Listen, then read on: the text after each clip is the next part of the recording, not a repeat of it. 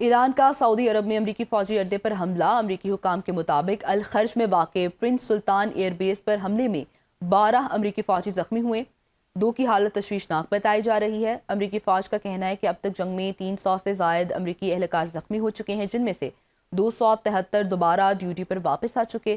حکام کے مطابق اب تک 13 امریکی فوجی ہلاک ہو چکے ہیں۔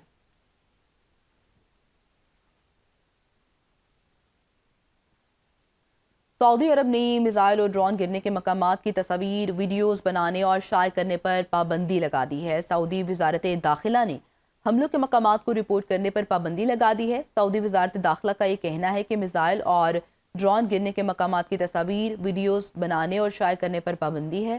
حملوں کے مقامات کی معلومات پھیلانے سے قانونی کارروائی کا سامنا کرنا پڑ سکتا ہے۔ مرتکب افراد کے خلاف فوری قانونی اور عدالتی کارروائی کی جائے گی۔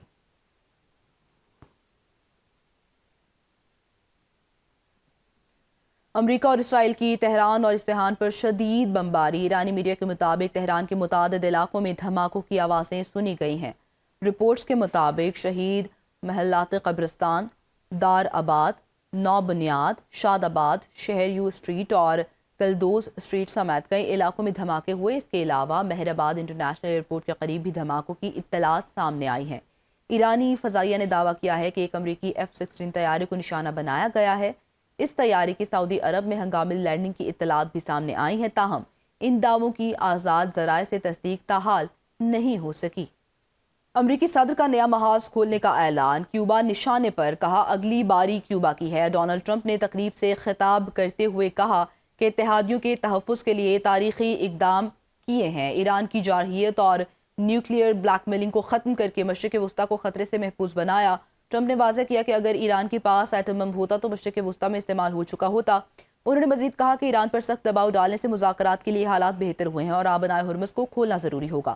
امریکی صدر نے کہا کہ انہوں نے کئی جنگوں کو روکا، جس پر روسی صدر بھی حیران ہوئے۔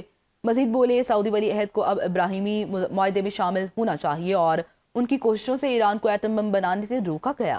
انہوں نے پاکستانی وزیر اعظم شہباز شریف کی تعریف کرتے ہوئے کہا کہ وہ بہترین شخصیت ہیں اور انہوں نے کہا کہ ڈونلڈ ٹرمپ نے کروڑوں جانیں بچائی ہیں۔